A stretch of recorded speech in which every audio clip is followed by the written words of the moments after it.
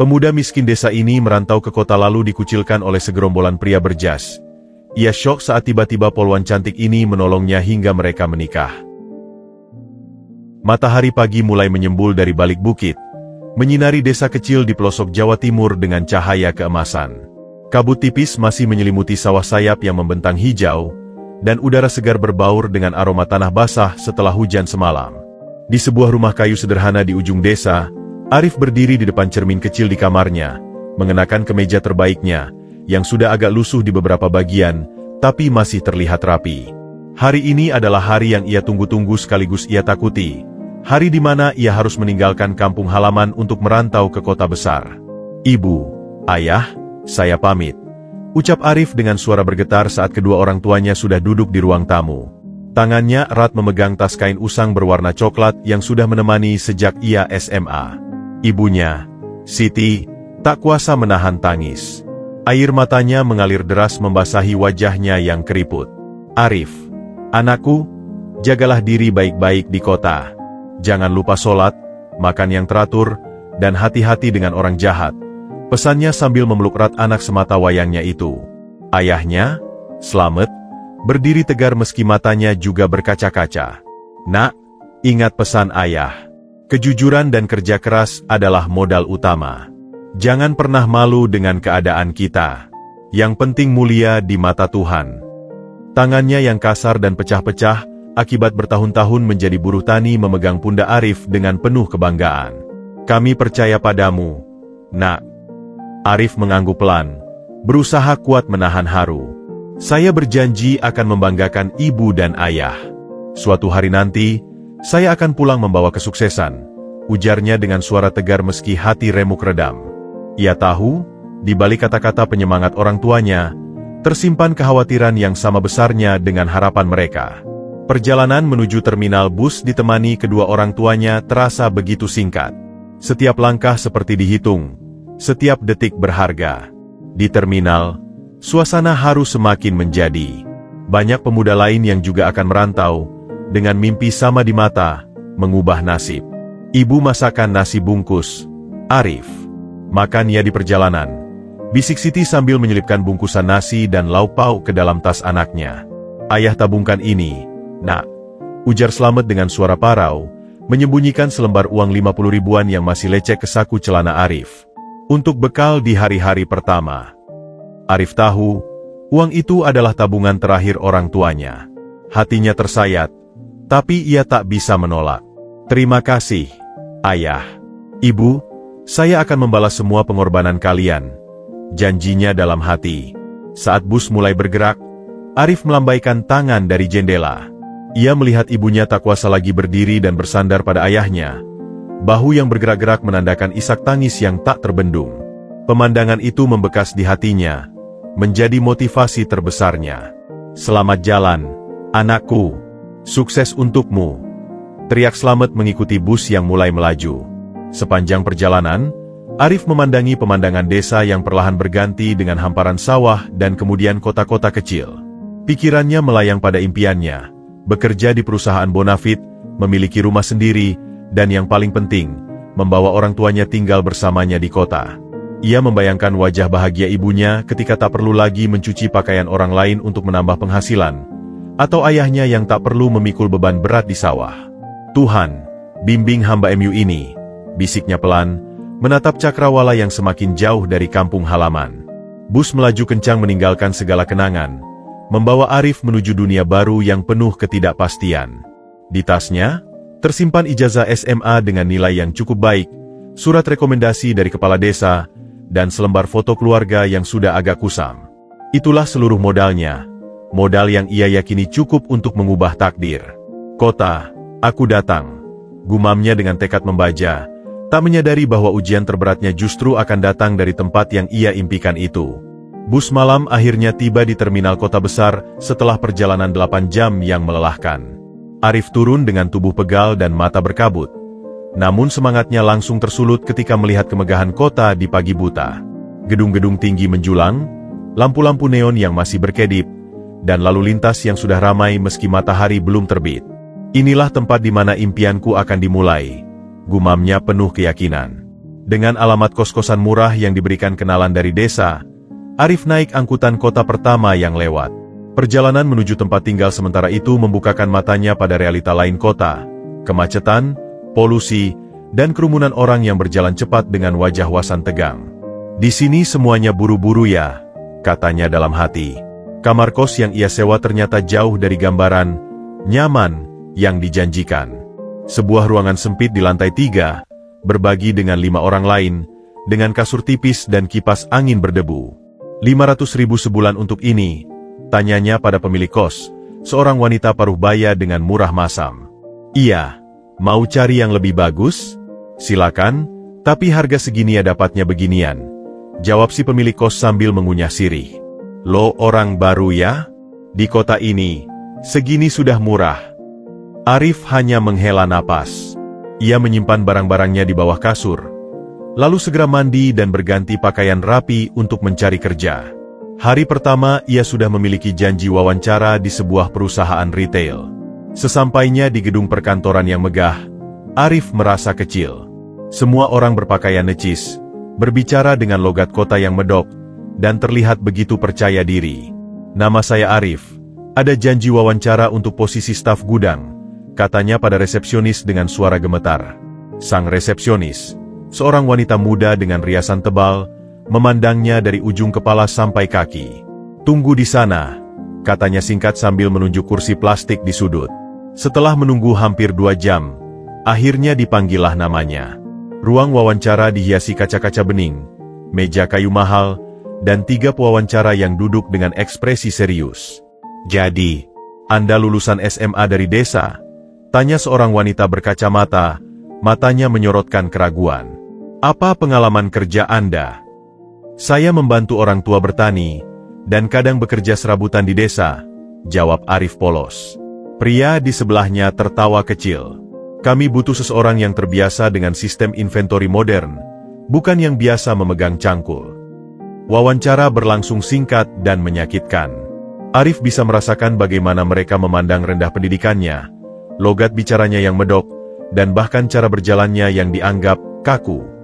Kami akan menghubungi Anda, kata si wanita berkacamata dengan senyum tipis, tapi Arif tahu apa artinya, penolakan.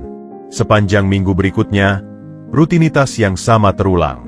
Bangun pagi, antri di warteg untuk sarapan nasi kuning dengan telur, lalu berkeliling kota mengejar lowongan kerja. Setiap hari ia menghadapi penolakan yang sama, terkadang halus, seringkali terang-terangan. Maaf, kami butuh yang berpengalaman. Kami mencari kandidat dari kota. Logat Anda terlalu medok, tidak cocok untuk melayani customer.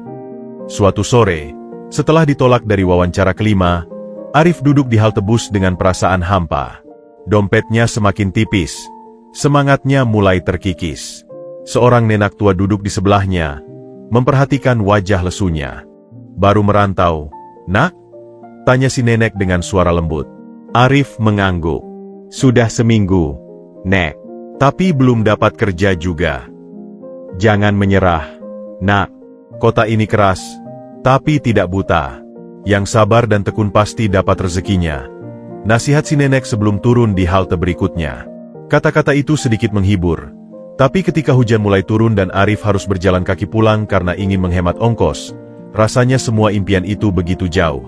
Air hujan membasahi bajunya, tas kulit imitasi mulai retak-retak, dan sepatunya yang sudah lama basah membuat kakinya lecet. Tuhan, beri aku kekuatan, bisiknya sambil menatap gedung-gedung tinggi yang seolah menertawakannya. Di balik jendela-jendela berace itu, ada orang-orang dengan hidup mapan, sementara ia harus berjuang hanya untuk bertahan hidup. Malam itu, di kamar kosnya yang pengap, Arif menulis surat untuk orang tuanya. Ibu, ayah, di kota semuanya baik. Saya sudah dapat kerja, gajinya lumayan. Jangan khawatir. Ia berbohong untuk melindungi hati mereka, sementara air matanya jatuh membasahi kertas surat. Hari itu adalah hari ke-10 Arif di kota. Matahari terik menyengat kulit, menciptakan bayangan panjang di antara gedung-gedung pencakar langit. Setelah mengalami penolakan yang kesekian kalinya dari sebuah perusahaan logistik, Arif berjalan menyusuri trotoar dengan langkah gontai. Tas kulit imitasinya yang sudah retak-retak terasa semakin berat, Meski hanya berisi beberapa lembar dokumen dan sebotol air minum. Masih ada 3 lowongan yang harus kucoba hari ini, gumamnya membujuk diri sendiri. Tapi kakinya yang lecet dan perutnya yang keroncongan membuat semangatnya kian memudar. Dia memutuskan untuk beristirahat sebentar di sebuah taman kecil di antara hiruk-pikuk kota. Taman itu menjadi oasis bagi para perantau seperti dirinya, tempat untuk menenangkan pikiran sejenak sebelum kembali berjuang. "Sorry, Bang," ucap Arif tak sengaja menyenggol bahu seseorang saat akan duduk di bangku taman. "Lo buta, ya? Jalan aja gak lihat," hardik pemuda berbaju jas abu-abu yang disenggolnya. Arif segera membungkuk sedikit. "Maaf, saya tidak sengaja." Tapi pemuda itu tak mau berhenti. Dari balik bangku taman, 3 temannya yang juga berpakaian necis mendekat. Mereka semua mengenakan jas mahal dan sepatu mengilat. Kontras sekali dengan penampilan Arif yang hanya memakai kemeja lusuh dan celana bahan yang sudah pudar. "Lihat nih, orang desa lagi nyari perhatian," celetuk salah satu dari mereka sambil tertawa sinis. Arif mencoba mengabaikan dan berjalan menjauh, tapi mereka segera mengepungnya. 4 melawan 1. Jantung Arif berdebar kencang. "Boleh juga nih tas jadul. Zaman Bah Ulaya?" Goda yang lain sambil menyentak tas di pundak Arif. "Tolong kembalikan. Itu berisi dokumen penting saya," pinta Arif dengan suara gemetar. Rudi, pemimpin mereka, mengambil tas itu dari tangan temannya. "Isinya apa sih?" "Surat cinta." Dia membuka tas dan mengeluarkan isinya dengan kasar. Ijazah SMA, surat rekomendasi dari kepala desa, dan foto keluarganya berhamburan di tanah. "Jangan. Itu dokumen penting," teriak Arif mencoba merebut, tapi 2 pemuda lain menahannya. Rudi menginjak-injak dokumen itu dengan sepatu mahalnya. "Lo pikir dengan ijazah SMA dan surat dari Pak Lurah bisa sukses di kota? Di sini butuh koneksi dan uang, orang kampung." Air mata mulai membasahi mata Arif. Bukan karena dihina, tapi karena melihat foto ibunya yang terinjak-injak. "Tolong, itu foto orang tua saya." "Siapa yang peduli?" Rudi menendang tas kosong Arif jauh-jauh. "Mending lo balik aja ke desa, gembalain kerbau lo." Para pemuda itu tertawa terbahak-bahak, sementara Arif terjatuh terdorong. Lututnya lecet terkena aspal. Tapi yang lebih sakit adalah hatinya. Penghinaan ini jauh lebih pahit dari semua penolakan kerja yang pernah dia alami. "Saya cuma cari kerja yang halal. Kenapa kalian perlakukan saya seperti ini?" tanya Arif dengan suara parau. Rudi mendekat, wajahnya penuh dengan ekspresi merendahkan. "Karena lo bukan bagian dari kami. Lo cuma sampah masyarakat yang cuma bisa mengotori kota kami dengan kemiskinan lo." Di saat itulah, dari kejauhan, seorang polwan yang sedang berpatroli memperhatikan kejadian tersebut. Matanya yang tajam langsung menangkap ketidakberesan itu. Dengan langkah tegas, dia mendekati kerumunan itu. "Hei, apa yang terjadi di sini?" Suara wanita itu menggema penuh wibawa. Para pemuda berjas itu langsung terdiam. Mereka mengenali seragam polisi yang dikenakannya. Rudi mencoba bersikap santai. "Lagi ngasih pelajaran sama orang kampung ini, Bu. Dia nyuri dompet teman saya." Arif terkejut dengan kebohongan itu.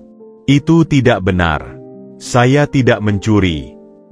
Polwan cantik itu memandang Arif, lalu melihat dokumen dan foto yang masih berserakan di tanah. Matanya berbinar dengan kecurigaan. Kalau dia mencuri, kenapa dokumen-dokumen pribadinya yang berhamburan di tanah? Tanyanya pada Rudi dengan suara dingin. Rudi mulai gugup. Dia tadi berkelahi sama kami." Polwan itu tak menghiraukan lagi. Dia membantu Arif berdiri, lalu memungut dokumen-dokumen dan foto keluarga Arif dengan hati-hati. "Kalian berempat, minggir. Jangan coba-coba kabur," perintahnya sambil membersihkan debu dari foto ibu Arif. Dalam sekejap, suasana berubah total. Para pembuli yang tadi begitu berkuasa, kini terlihat takut dan ingin melarikan diri. Sementara Arif, yang tadi merasa tak berdaya, kini merasa ada secercah harapan. "Terima kasih, Bu," bisik Arif sambil menerima dokumen-dokumennya yang sudah kusut. Polwan itu tersenyum hangat. "Saya Diana. Mari kita urus lukamu dulu." Diana membawa Arif ke pos polisi kecil yang tak jauh dari taman. Sepanjang perjalanan, Arif masih terlihat gemetar, sesekali melirik arah Diana yang berjalan tegap di sampingnya. Dalam hatinya, ia tak percaya bahwa seorang polwan cantik dan berwibawa seperti Diana mau menolongnya. "Silakan duduk di sini," ujar Diana sambil menunjuk sebuah bangku kayu di dalam posko. Ruangan itu sederhana namun rapi, dengan peta wilayah terpampang di dinding dan beberapa berkas tertata rapi di meja. Arif duduk dengan patuh. Matanya masih menatap rendah. Rasa malu dan harga diri yang terluka membuatnya sulit untuk menatap langsung wajah Diana yang justru penuh dengan perhatian. Diana mengambil kotak P3K dari lemari dan berlutut di depan Arif. "Boleh saya lihat lukanya?" tanyanya lembut. Arif mengangguk pelan, memperlihatkan lututnya yang lecet dan berdarah. Diana membersihkan luka itu dengan hati-hati, gerakannya terampil dan penuh perhatian. "Saya sangat malu, Bu. Harus merepotkan ibu seperti ini," gumam Arif sambil menatap lantai. "Jangan bilang begitu. Tugas saya memang membantu masyarakat, termasuk Anda," jawab Diana sambil terus membersihkan luka. "Nama Anda siapa?" "Arif, Bu. Arif Wibowo dari Desa Sumber Agung." Diana tersenyum hangat. "Saya Diana Sari. Usia saya 24 tahun. Mungkin tak jauh beda dengan Anda. Tak perlu memanggil saya Bu." Arif akhirnya berani menatap wajah Diana. Di bawah cahaya lampu posko, wajah polwan itu terlihat semakin anggun. Matanya yang bulat dan tajam memancarkan ketegasan, namun juga kelembutan. "Bisa cerita apa yang sebenarnya terjadi, Arif?" tanya Diana sambil membalut lukanya dengan perban. Dengan suara terputus-putus, Arif menceritakan semua yang dialaminya sejak datang ke kota, penolakan kerja, kesulitan ekonomi, hingga peristiwa di taman tadi. Diana mendengarkan dengan saksama, sesekali mengangguk. "Rudi dan teman-temannya memang sering membuat masalah di sekitar sini," ucap Diana setelah Arif selesai bercerita. "Mereka anak-anak orang kaya yang merasa bisa berbuat semaunya." Arif menghela napas. "Saya tak menyangka kota sekejam ini. Di desa, kami hidup rukun dengan tetangga, saling membantu. Kota memang keras, Arif. Tapi bukan berarti tak ada kebaikan di sini," kata Diana meyakinkan. "Anda punya keberanian meninggalkan kampung halaman untuk mengubah nasib. Itu sudah membuktikan Anda adalah pribadi yang kuat." Diana kemudian mengambil dokumen-dokumen Arif yang sudah kusut dan berusaha merapikannya. Ketika melihat ijazah SMA Arif, matanya berbinar. Nilai matematika dan bahasa Indonesianya bagus sekali. "Anda pasti pintar di sekolah dulu." Arif tersipu. "Saya hanya rajin belajar, Bu. Maksud saya, Mbak Diana. Ayah saya selalu bilang, pendidikan adalah satu-satunya harta yang tak bisa dicuri." Percakapan mereka terus mengalir. Diana terkesan dengan ketulusan dan semangat Arif. Di balik penampilannya yang sederhana, tersimpan tekad yang kuat dan prinsip hidup yang teguh. "Arif, saya punya beberapa informasi lowongan kerja yang mungkin cocok untuk Anda," ujar Diana tiba-tiba, mengambil beberapa selebaran dari laci meja. "Ini alamat-alamat perusahaan yang sedang membuka lowongan. Saya kenal beberapa HRD-nya, mereka orangnya baik." Arif tak percaya dengan apa yang didengarnya. "Mengapa Mbak Diana mau membantu saya? Kita baru saja bertemu." Diana tersenyum. "Karena saya percaya, setiap orang berhak mendapatkan kesempatan. Dan dari cerita Anda, saya yakin Anda pantas mendapat kesempatan itu." Setelah lukanya selesai dirawat, Diana mengantarkan Arif ke halte bus. "Besok pagi coba datang ke alamat yang saya beri. Katakan saja dari saya." Sebelum berpisah, Diana memberikan selembar uang pada Arif. "Ini untuk ongkos dan makan besok. Anggap saja pinjaman." Arif awalnya menolak, tapi Diana bersikeras. "Saya akan mengembalikan uang ini ketika sudah dapat kerja," janji Arif dengan mata berkaca-kaca. Saat bus yang ditumpangi Arif menjauh, Diana masih berdiri di halte, memperhatikan hingga bus itu hilang dari pandangan. Dalam hatinya, ada perasaan aneh, perasaan ingin melindungi dan membantu pemuda desa itu. Sementara di dalam bus, Arif masih tak percaya dengan nasib baik yang datang tiba-tiba. Pertemuannya dengan Diana bagai cahaya di tengah kegelapan, memberinya harapan untuk terus berjuang. Setelah kejadian di taman, Diana tak bisa berhenti memikirkan Arif. Sepanjang sisa shiftnya, bayangan pemuda desa dengan mata penuh harapan namun penuh luka itu terus mengganggu pikirannya.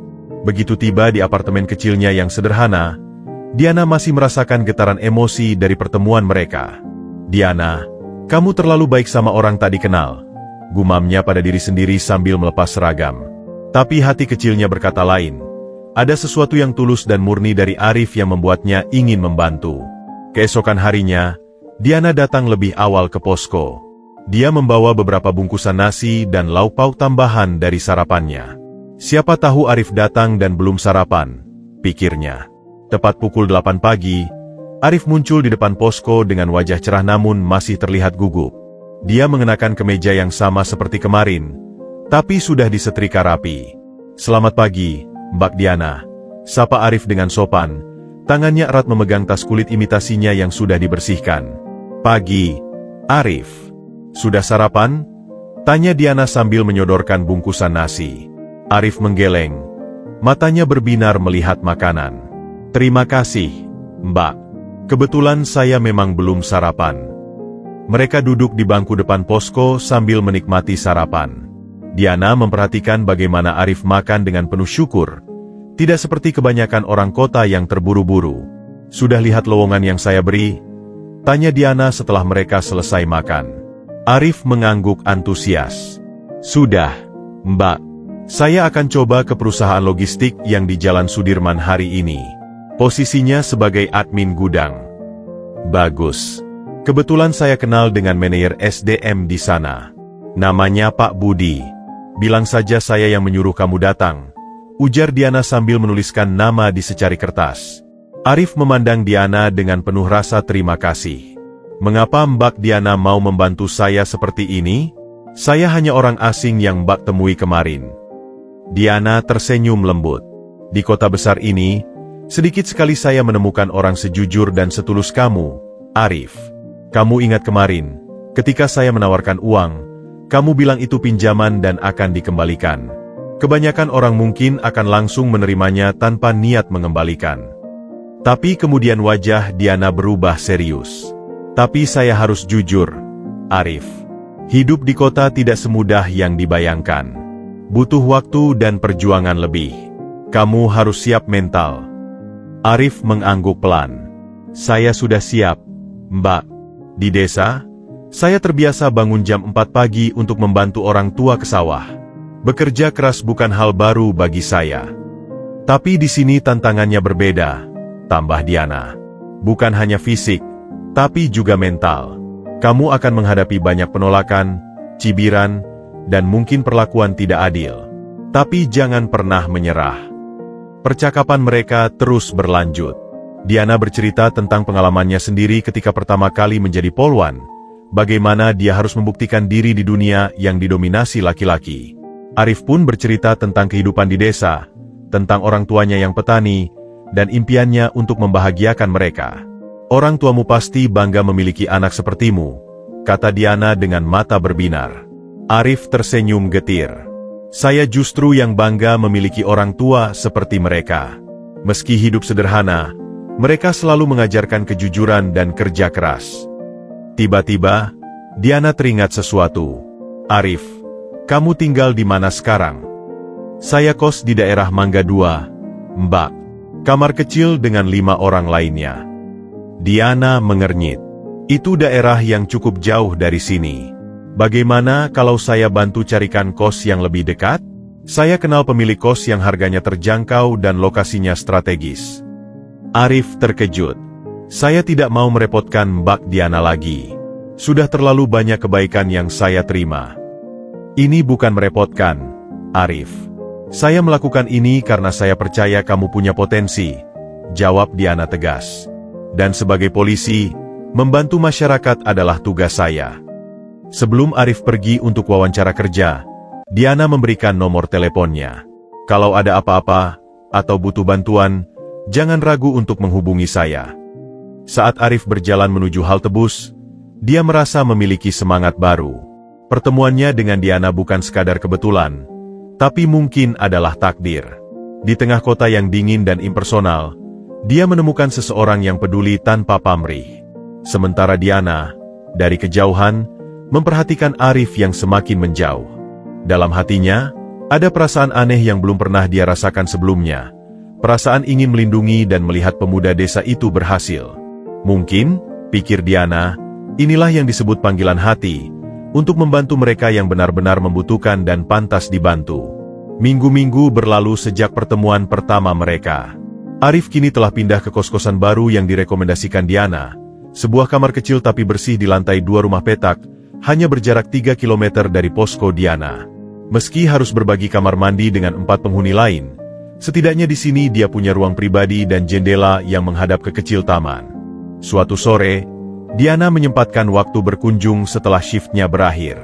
Dia masih mengenakan seragam polwan, membawa beberapa boks makanan yang dibelinya dari warung tenda dekat posko. "Arif, aku bawa martabak telur kesukaanmu," sapa Diana dari bawah, memanggil-manggil nama Arif yang sedang menjahit kancing baju yang hampir lepas di kamarnya. Arif segera membuka jendela, wajahnya berseri. "Mbak Diana, sebentar, saya turun." Pertemuan mereka kali ini terasa lebih akrab. Diana sudah tak lagi memakai sebutan Anda. Begitu pula Arif yang mulai nyaman memanggil Mbak saja. "Mbak bawa martabak?" "Wah, terima kasih. Kebetulan saya belum makan siang," ujar Arif sambil membersihkan kursi plastik di teras untuk Diana. "Makan siang? Arif, sekarang sudah jam 5 sore. Tegur Diana dengan nada khawatir. "Kamu harus jaga pola makan. Jangan karena hemat lalu sakit." Mereka duduk di teras kosan, menikmati martabak hangat sambil memperhatikan lalu lintas sore yang mulai padat. Percakapan mengalir begitu natural, seperti dua sahabat yang sudah saling mengenal lama. "Gimana hasil wawancara di perusahaan retail kemarin?" tanya Diana sambil menyuap martabak. Arif menghela napas.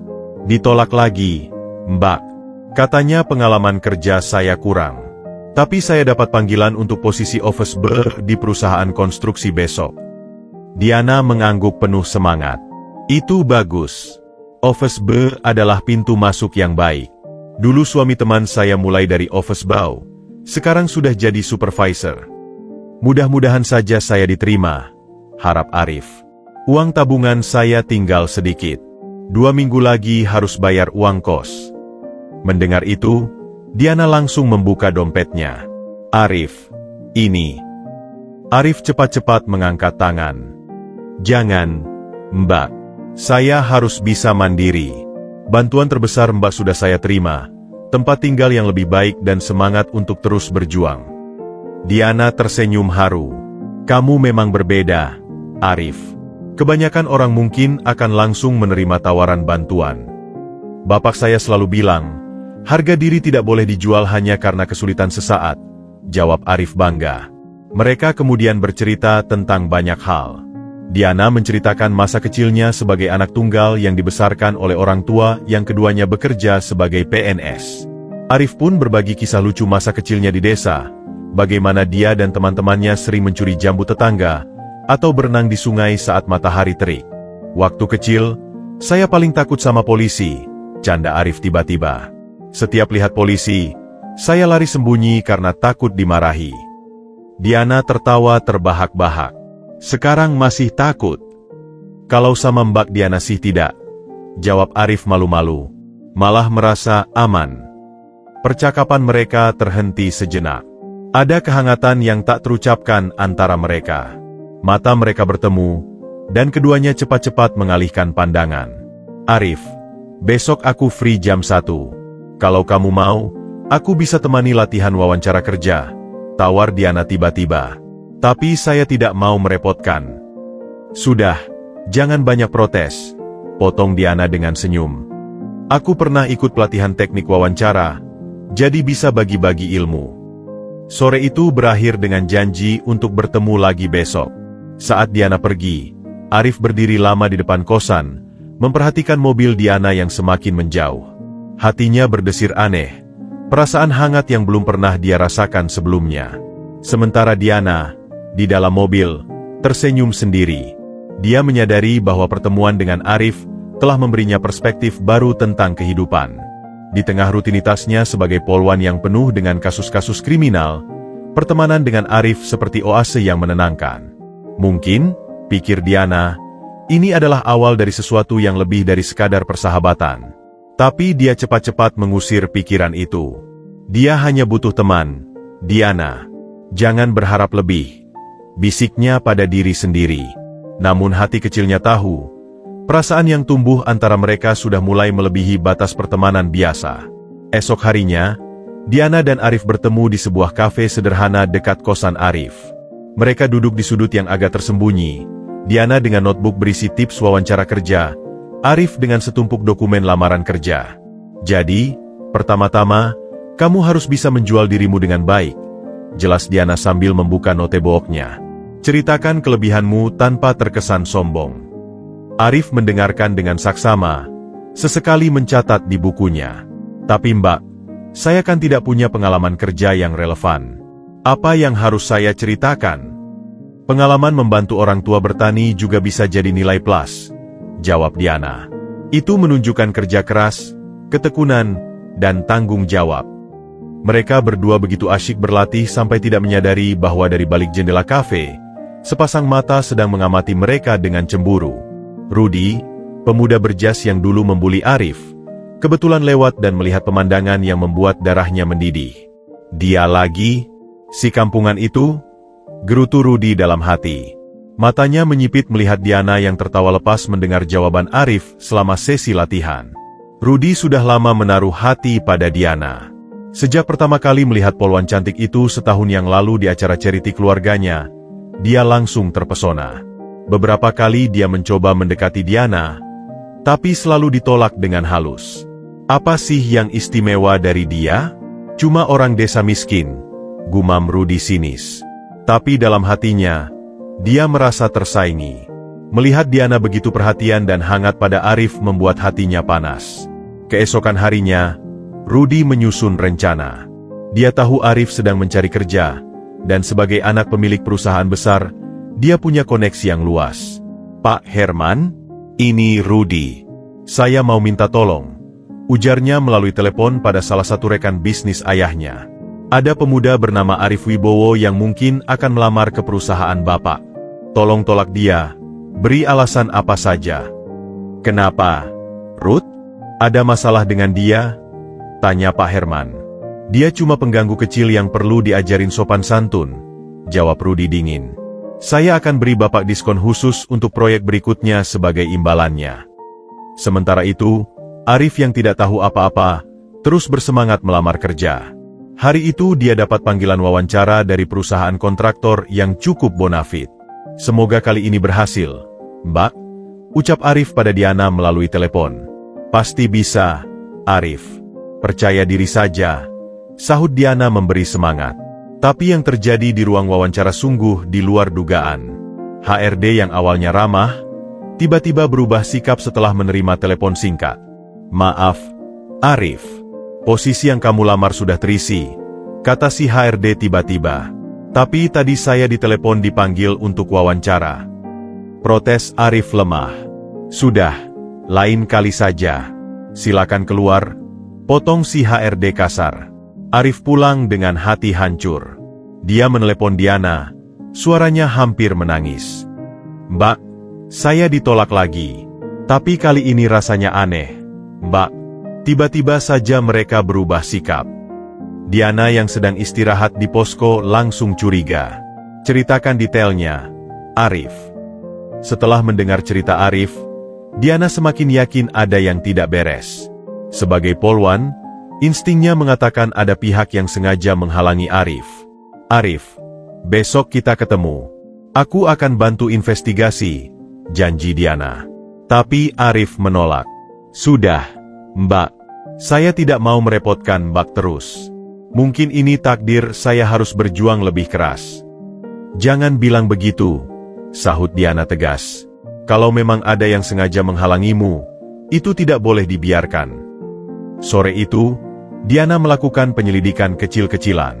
Dia menghubungi beberapa kenalan di perusahaan-perusahaan tempat Arif melamar. Hasilnya mengejutkan. Ternyata ada instruksi dari atas untuk menolak Arif Wibowo. Dan semua petunjuk mengarah pada satu nama, Rudi Hartono. Diana langsung menelepon Rudi, suaranya penuh amarah. "Rudi, apa yang sudah kau lakukan pada Arif?" Rudi tertawa sinis di seberang telepon. "Oh, si polwan cantik sudah tahu ya? Cuma ngasih pelajaran kecil pada si kampungan itu. Dengarkan baik-baik, Rudi. Kalau kau tidak berhenti mengganggu Arif, aku akan proses ini secara hukum. Ini sudah termasuk penghalangan hak seseorang untuk bekerja." "Ah, ancamanmu tidak menakutkan, Diana. Keluargaku punya pengacara terbaik," jawab Rudi sombong. "Kita lihat saja nanti," kata Diana sebelum menutup telepon dengan keras. Pertengkaran telepon itu membuat Diana semakin yakin Rudi tidak akan berhenti sampai Arif hancur. Tapi Diana juga bertekad tidak akan membiarkan itu terjadi. Pertarungan antara kebaikan dan kesombongan baru saja dimulai, dan Arif yang tak bersalah menjadi taruhannya. Setelah telepon dari Diana, Rudi justru semakin panas. Dia duduk di balik meja kerjanya yang mewah di lantai 25 gedung perkantoran milik keluarganya, memandang kota melalui kaca jendela yang lebar. Wajahnya berkerut marah. "Berani sekali dia mengancamku untuk si kampungan itu," gerutunya sambil mengetuk-ngetuk jari di atas meja kayu mahogani. Dia mengambil telepon dan memencet nomor cepat. "Bu Sari, tolong panggil manajer HRD ke ruang saya. Sekarang." Beberapa menit kemudian, seorang wanita parubaya dengan kacamata tebal masuk dengan langkah terburu-buru. "Ada apa, Mas Rudi?"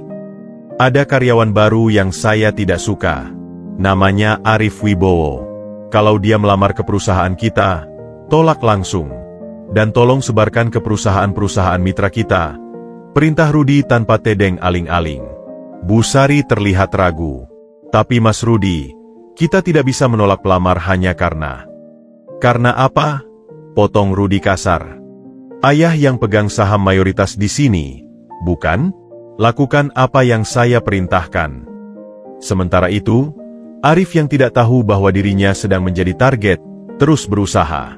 Pagi itu, dia berdiri di depan sebuah gedung perkantoran sederhana, memakai kemeja terbaiknya yang sudah disetrika rapi. Ini adalah perusahaan ketiga yang dia datangi minggu ini. "Semoga kali ini berhasil," bisiknya sambil mengepal tangan. Di dalam ruang wawancara, suasana awalnya cukup baik. Pewawancara, seorang bapak-bapak ramah bernama Pak Joko, terkesan dengan jawaban-jawaban Arif.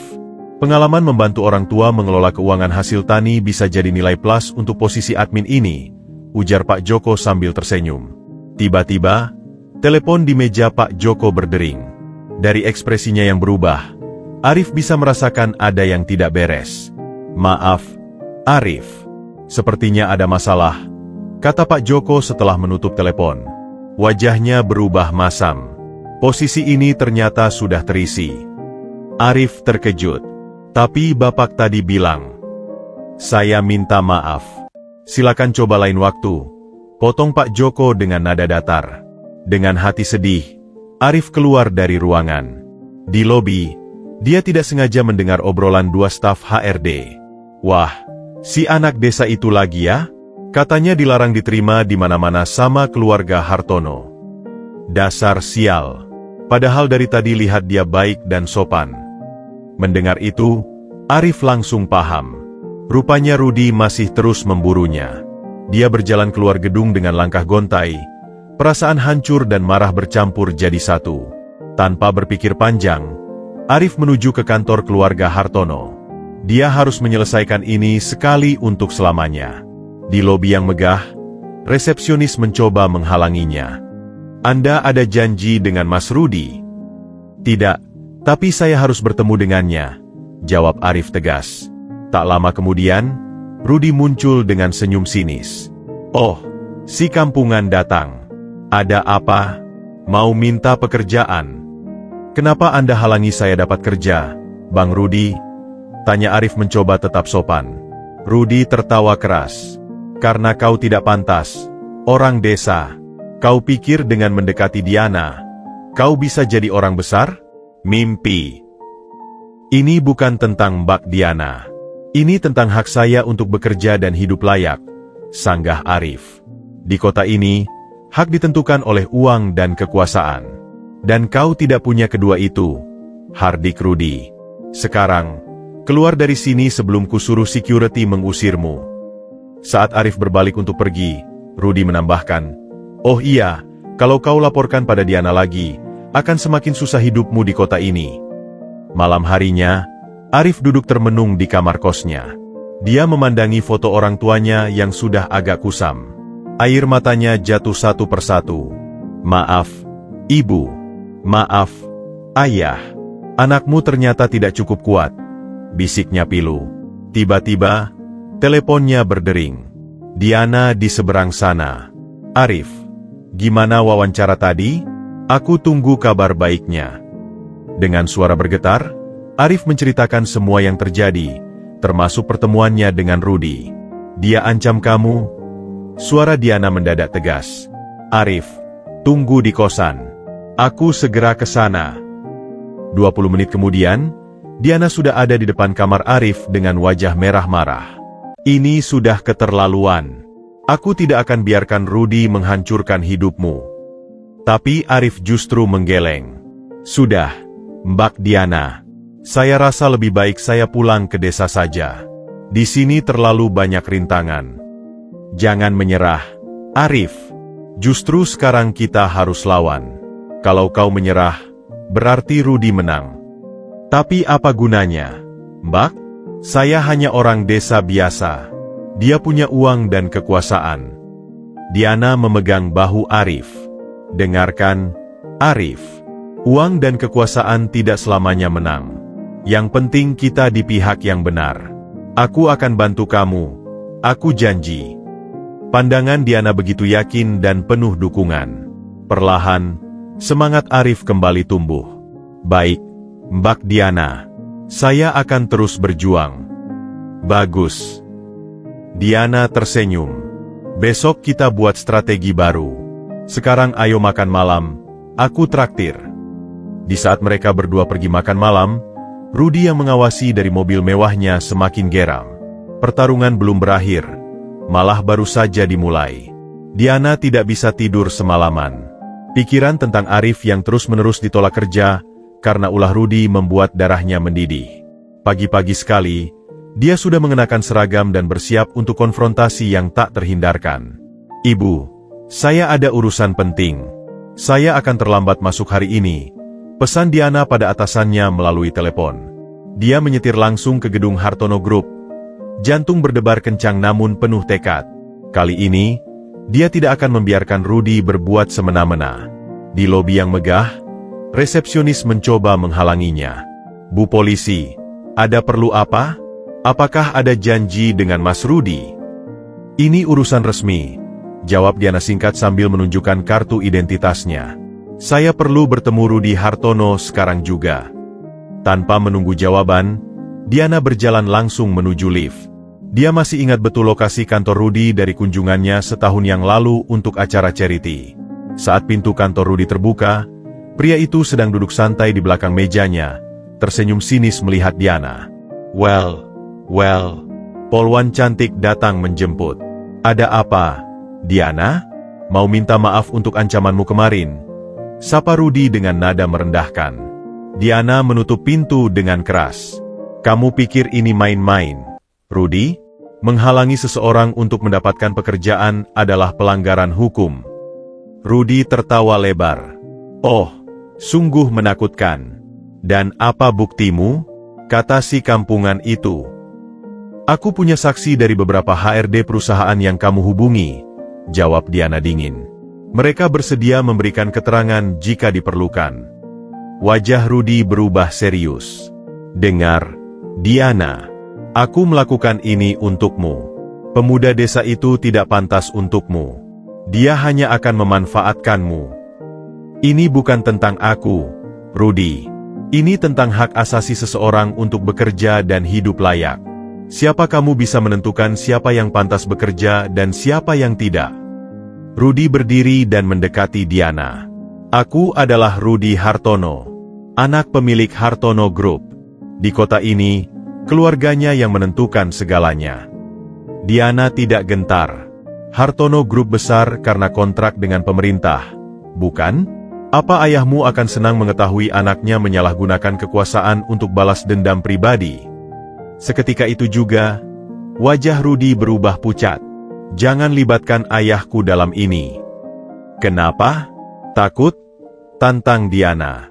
Aku beri kamu dua pilihan, Rudy. Pertama, hentikan semua upayamu untuk menghalangi Arif bekerja, dan aku akan lupakan semua ini. Atau, tanya Rudy dengan suara bergetar. Atau aku akan bawa kasus ini ke atasanmu, lengkap dengan semua bukti dan saksi. Dan percayalah, sebagai polisi, aku tahu persis pasal-pasal yang bisa menjeratmu. Rudy terdiam sejenak. Matanya melotot penuh kebencian. Kamu benar-benar memilih si kampungan itu daripada aku? Aku yang bisa memberimu hidup mewah, yang bisa memberimu segala yang kau inginkan. Diana menghela napas panjang. Ini bukan soal memilih, Rudy. Ini soal moral dan keadilan. Dan untuk informasi saja, Arif mungkin tidak sebermaterial kamu, tapi dia punya integritas dan ketulusan yang tidak bisa dibeli dengan uang. Integritas? Di kota ini, integritas tidak akan memberimu makan, hardik Rudy. Kamu salah, Rudy. Justru integritaslah yang membuat seseorang tetap manusiawi di tengah kerasnya kehidupan kota, balas Diana dengan tenang. Sekarang, apa pilihanmu? Rudy menatap Diana lama, seolah mencoba mencari celah kelemahan. Tapi yang dia lihat adalah keteguhan hati seorang polwan yang tidak bisa digoyahkan. Baik. Akhirnya Rudy mengalah dengan geram. Aku akan berhenti. Tapi ketahuilah, Diana, suatu hari nanti kau akan menyesal memilih dia. Aku tidak memilih siapa-siapa, Rudy. Aku hanya membela yang benar, jawab Diana sebelum berbalik dan meninggalkan kantor. Sesampainya di luar, Diana langsung menelepon Arif. Sudah selesai, Arif. Rudy tidak akan mengganggumu lagi. Benarkah, Mbak? Tapi bagaimana caranya? Tanya Arif tak percaya. Percaya saja padaku. Sekarang fokuslah mencari kerja. Aku yakin kali ini akan berbeda.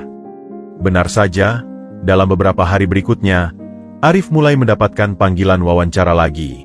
Dan kali ini, tidak ada penolakan misterius seperti sebelumnya.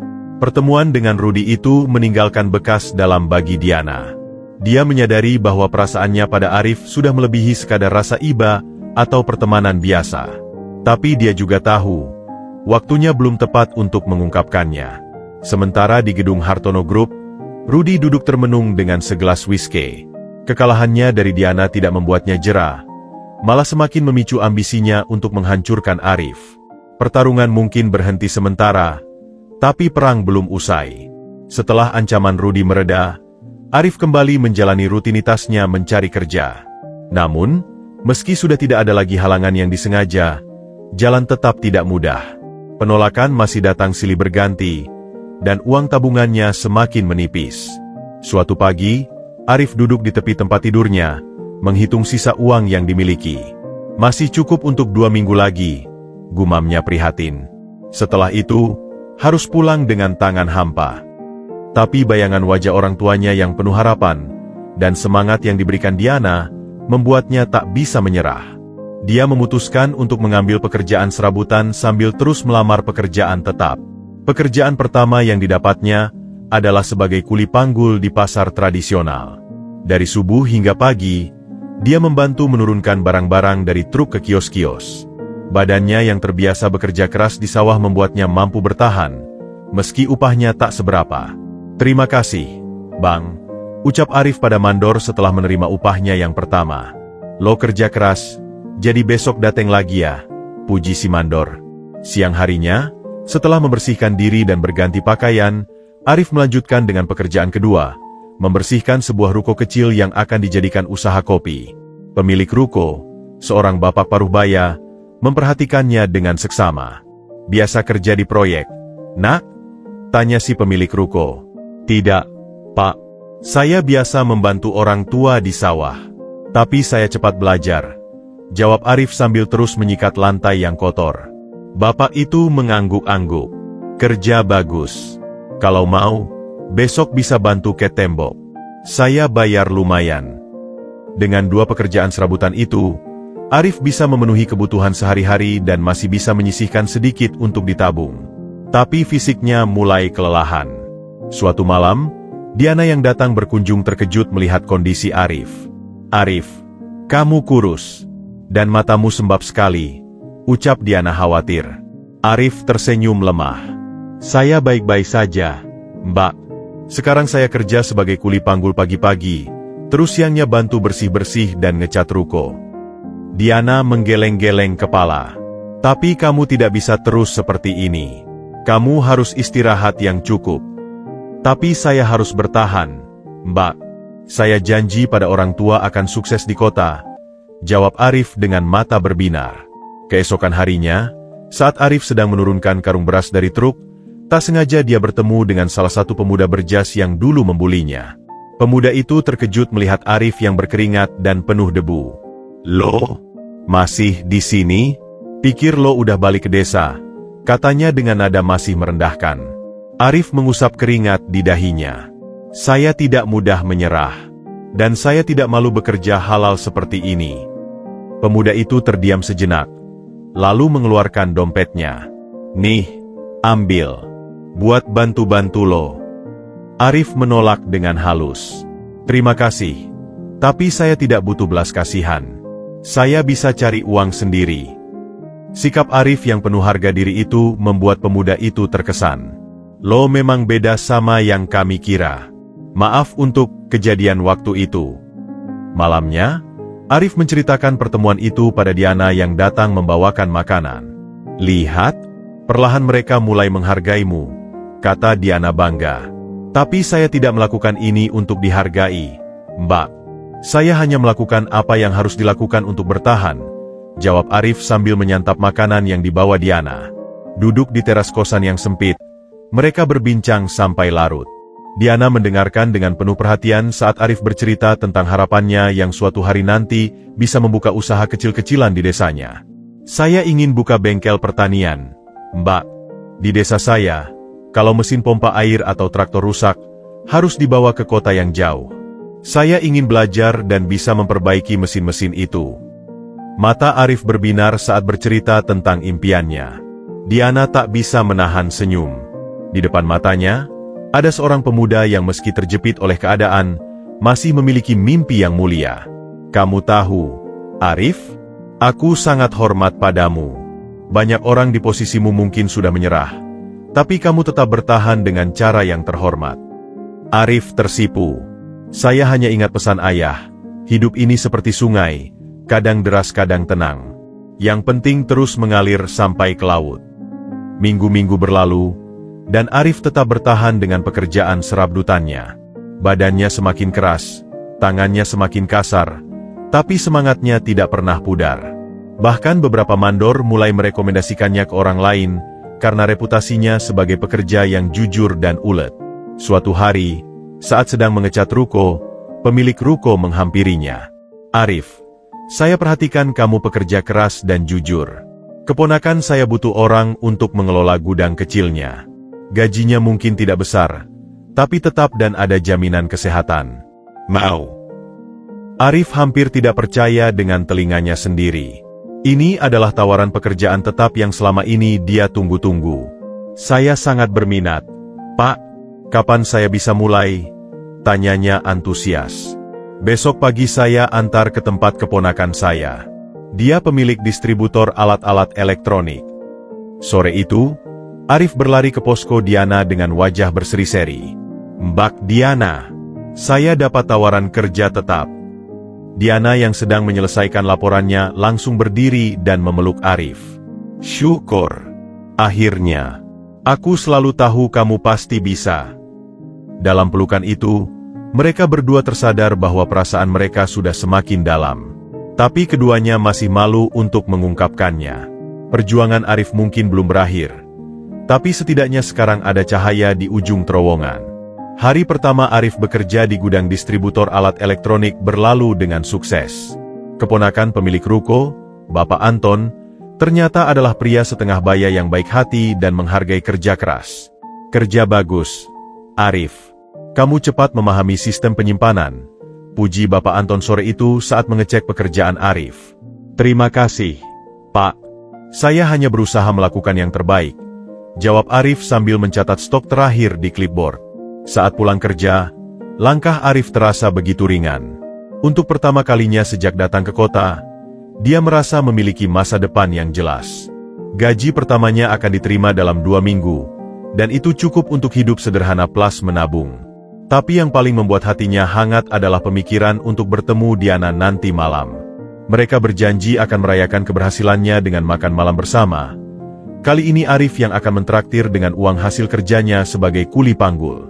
Diana sudah menunggu di warung tenda favorit mereka, masih mengenakan seragam polwan. Wajahnya berseri saat melihat Arif mendekat. "Gimana hari pertamamu?" tanya Diana penuh semangat. "Luar biasa, Mbak. Bapak Anton bilang saya cepat belajar. Dan lingkungan kerjanya baik," lapor Arif bangga. "Sekarang, saya yang traktir makan malam. Silakan pesan apa saja." Diana tersenyum hangat. "Wah, sombong nih, sudah dapat gaji belum sudah mau traktir. Masih 2 minggu lagi, tapi saya masih ada sisa dari kerja serabutan. Ini sebagai ucapan terima kasih untuk semua bantuan Mbak," jawab Arif tulus. Saat mereka makan, percakapan mengalir begitu natural. Diana bercerita tentang kasus kecil yang ditanganinya hari itu, sementara Arif berbagi pengalaman barunya mengelola gudang. "Kamu tahu, Arif," ucap Diana tiba-tiba lebih serius, "aku sangat bangga padamu. Banyak orang mungkin sudah menyerah dalam situasimu, tapi kamu tidak." Arif menatap Diana, dan untuk pertama kalinya dia menyadari betapa cantiknya wanita di depannya. Bukan hanya cantik fisik, tapi juga cantik hatinya. Semua itu karena dukungan Mbak Diana. "Tanpa Mbak, mungkin saya sudah pulang ke desa dengan rasa gagal." Diana menggeleng. "Jangan merendahkan usahamu sendiri, Arif. Aku hanya memberi sedikit bantuan, tapi kamu yang berjuang sendiri." Mata mereka bertemu, dan ada keheningan yang aneh namun nyaman antara mereka. Keduanya bisa merasakan ada sesuatu yang berubah, sesuatu yang lebih dalam dari sekadar persahabatan. "Arif, aku..." Diana mulai berbicara tapi terhenti. Wajahnya sedikit memerah. "Aku juga, Mbak," jawab Arif lembut, seolah memahami apa yang ingin dikatakan Diana. Malam itu, saat mengantar Diana ke mobilnya, Arif memberanikan diri untuk berkata, "Mbak Diana, kalau tidak keberatan bisakah kita lebih dari sekadar teman?" Diana tersenyum, matanya berbinar. "Aku pikir kita sudah lebih dari teman sejak lama, Arif. Hanya saja kita berdua terlalu takut untuk mengakuinya." Hati Arif berdebar kencang. Jadi bagaimana sekarang? "Bagaimana kalau kita coba?" Aku juga punya perasaan yang sama," jawab Diana malu-malu. Pelukan mereka di malam itu terasa berbeda dari sebelumnya. Hangat, mesra, dan penuh arti.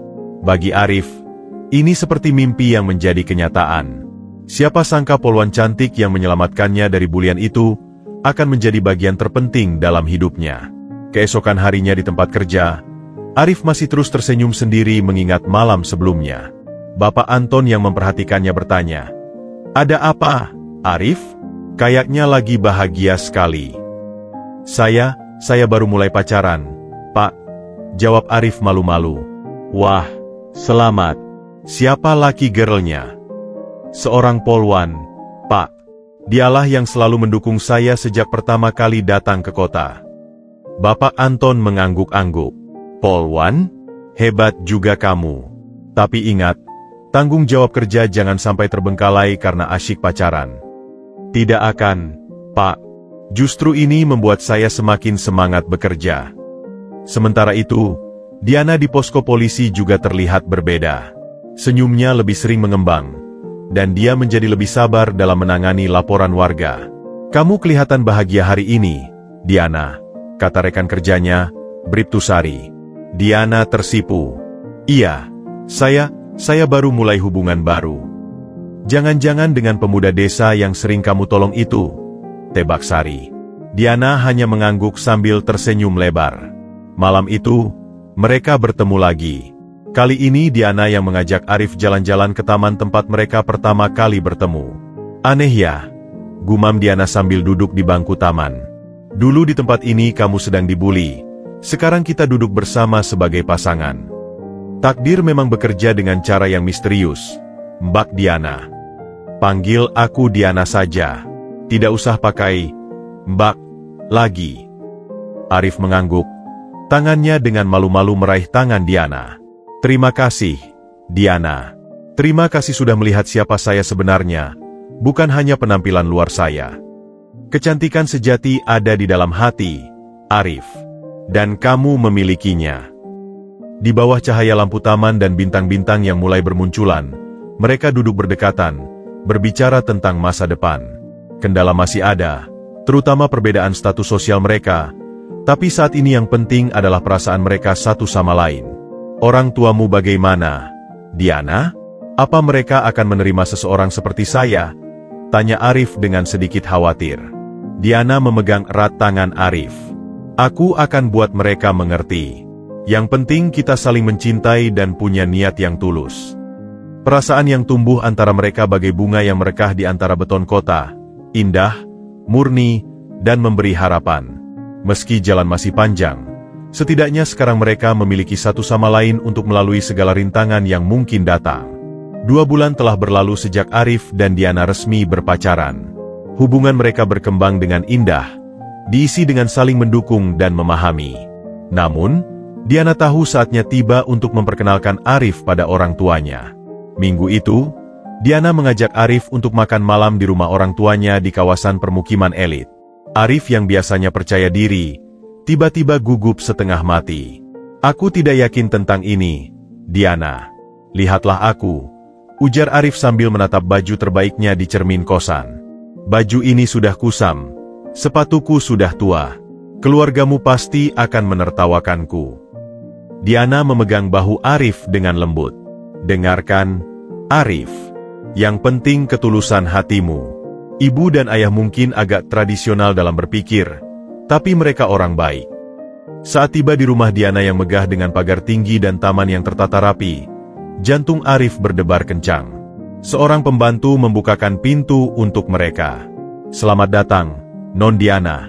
Sapa pembantu itu ramah, sambil melirik Arif dengan penasaran. Di ruang tamu yang luas dan mewah, kedua orang tua Diana sudah duduk menunggu. Ibu Diana, seorang wanita elegan berusia 50-an, langsung mengamati Arif dari ujung kepala sampai kaki. Ayah Diana, yang masih memakai kemeja kantor, menyembunyikan ekspresinya di balik kacamata. Ibu, Ayah, ini Arif. Perkenalan Diana dengan suara sedikit gemetar. Selamat malam, Pak, Bu. Sapa Arif dengan membungkuk hormat. Ibu Diana hanya mengangguk singkat. Silakan duduk. Makan malam berlangsung dalam suasana kaku. Percakapan ringan tentang cuaca dan pekerjaan Diana tidak bisa menyembunyikan ketegangan yang jelas terasa. Jadi, Arif, ayah Diana akhirnya membuka topik serius. Diana bilang kamu bekerja di gudang distributor elektronik. Iya, Pak. Saya sebagai asisten manajer gudang, jawab Arif bangga. Dan sebelumnya, kuliah di mana? Tanya Ibu Diana dengan nada halus namun menusuk. Arif menarik napas dalam. Saya lulusan SMA, Bu. Dari desa di Jawa Timur. Orang tua saya petani. Suasana semakin tegang. Ibu Diana meletakkan sendok dan garpunya. Maaf, Arif. Bukan maksud saya tidak sopan. Tapi apakah kamu tidak berpikir bahwa perbedaan latar belakang kalian terlalu jauh? Bu. Diana mencoba menyela. Biarkan saya melanjutkan. Diana, potong ibunya. Kami telah membesarkan Diana dengan pendidikan terbaik, menyekolahkannya ke universitas ternama, membantunya mencapai posisi yang sekarang. Kami berharap dia menemukan pasangan yang setara. Arif menunduk. Rasa malu dan sedih menyelimuti hatinya. Saya mengerti kekhawatiran ibu. Tapi saya berjanji akan terus bekerja keras untuk Diana. Saya mungkin tidak berpendidikan tinggi, tapi saya jujur dan punya tekad kuat. Ayah Diana akhirnya berbicara. Arif, kami menghargai ketulusanmu. Tapi hidup tidak hanya tentang ketulusan. Diana terbiasa dengan standar hidup tertentu. Bisakah kamu memberinya itu? Bapak, yang terpenting bagi saya adalah kebahagiaan Diana, jawab Arif dengan suara tegar. Saya mungkin tidak bisa memberinya kemewahan dalam waktu dekat, tapi saya bisa memberinya cinta dan komitmen yang tulus. Diana memegang tangan Arif di bawah meja. Ibu, ayah, Arif mungkin tidak punya latar belakang seperti yang kalian harapkan, tapi dialah orang paling baik dan paling jujur yang pernah saya temui. Dia mengajariku arti ketulusan dan kerja keras. Ibu Diana menghela napas panjang. Kami hanya ingin yang terbaik untukmu, sayang. Kami khawatir kamu akan terjebak dalam kehidupan yang sulit. Tapi saya bahagia bersama Arif, Ibu. Lebih bahagia dari sebelumnya. Makan malam berakhir dengan awkward silence. Saat akan berpamitan, Ibu Diana menarik Diana ke samping. Kami tidak bisa menyetujui hubungan ini, Diana. Kami sudah menjodohkanmu dengan anak Pak Bambang, keluarganya pengusaha properti. Dia lulusan luar negeri dan sudah mapan. Tapi saya tidak mencintainya, Ibu. Saya mencintai Arif. Cinta tidak cukup, Nak. Percayalah pada pengalaman kami. Di mobil dalam perjalanan pulang, Arif terdiam lama. Mereka benar, Diana. Aku tidak pantas untukmu. Diana menghentikan mobil di pinggir jalan. Jangan pernah berkata seperti itu. Kamu lebih pantas dari siapapun. Yang penting adalah perasaan kita, bukan latar belakang kita. Tapi aku tidak ingin menjadi sumber konflik antara kamu dan orang tuamu. Arif, ini hidupku. Aku yang akan memutuskan siapa yang membuatku bahagia. Malam itu, setelah mengantar Arif pulang, Diana kembali ke rumah orang tuanya dengan tekad bulat. Ibu, ayah, saya tahu kalian khawatir. Tapi saya mohon beri Arif kesempatan. Lihatlah siapa dia sebenarnya, bukan dari mana dia berasal. Ayah Diana menghela napas. Kami akan mempertimbangkannya, Diana. Tapi jangan harap kami akan langsung menerima. Konflik keluarga ini menjadi ujian baru bagi hubungan mereka. Cinta memang butuh perjuangan, dan perjuangan Arif dan Diana ternyata belum berakhir. Beberapa minggu setelah pertemuan dengan orang tua Diana, Arif mulai merasakan perubahan sikap dari rekan-rekan kerjanya.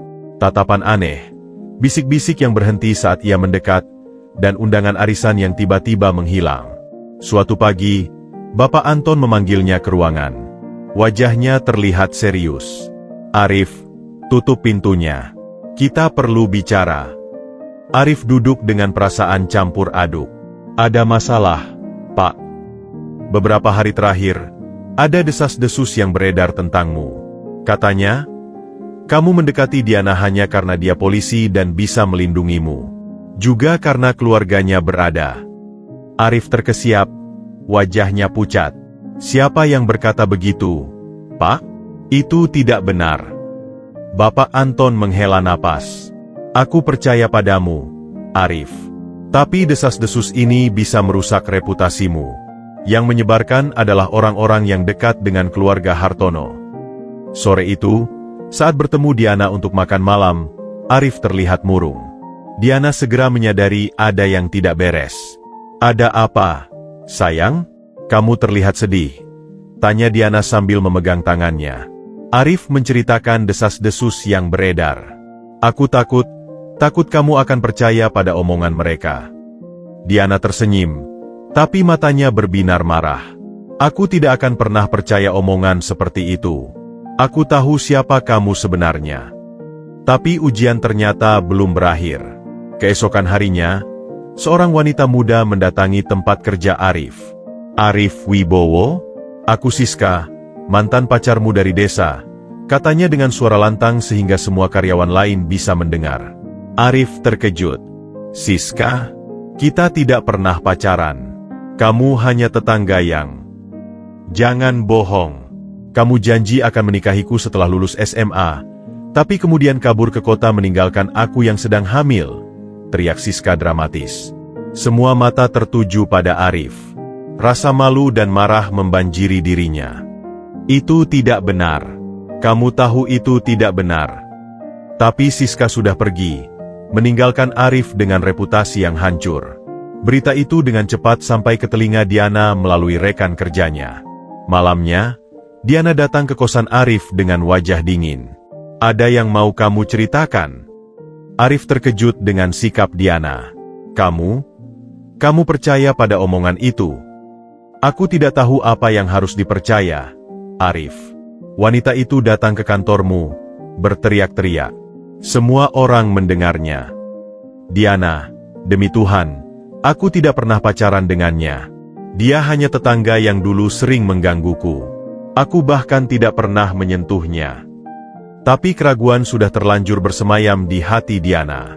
Kenapa dia mau melakukan itu kalau tidak benar? Apa motivasinya? Aku tidak tahu. Tapi mungkin ini ada hubungannya dengan Rudy.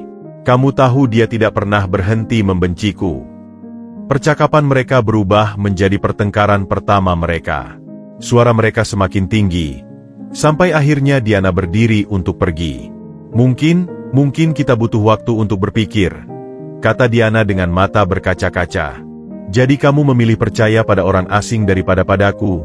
Tanya Arif dengan hati hancur. Aku butuh waktu, Arif. Setelah Diana pergi, Arif duduk termenung di lantai kosannya.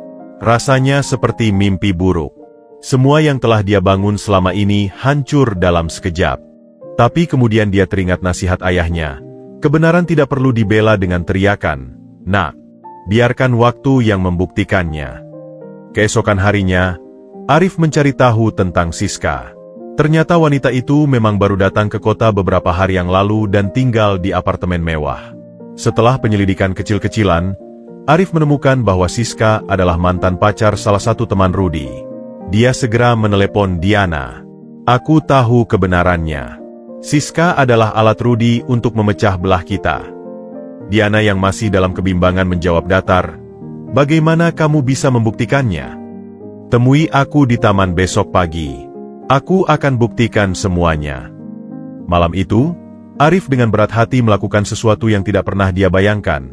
Dia menyewa detektif swasta dengan seluruh tabungannya untuk membongkar konspirasi Rudy. Besok akan menentukan segalanya. Apakah cinta dan kepercayaan mereka cukup kuat untuk menghadapi semua ujian ini, atau apakah akan hancur oleh tipu muslihat licik? Pagi itu, kabut tipis masih menyelimuti kota ketika Arif sudah berdiri di taman tempat pertama kali Diana menolongnya. Di tangannya, ia memegang sebuah amplop coklat berisi hasil investigasi detektif yang ia sewa. Hatinya berdebar-debar, tak tahu apakah Diana akan datang. Tepat pukul 7, mobil Diana terlihat mendekat. Ia turun dengan wajah masih terlihat letih dan mata sedikit sembab, seolah tak bisa tidur semalaman. Kamu datang, sapa Arif lembut. Kamu bilang punya bukti. Aku di sini untuk mendengarnya, jawab Diana masih dengan nada datar. Mereka duduk di bangku yang sama seperti pertemuan pertama mereka. Arif menghela napas dalam sebelum mulai berbicara. Diana, aku ingin kamu tahu bahwa dari detik pertama kita bertemu, hatiku hanya untukmu. Tidak pernah ada wanita lain.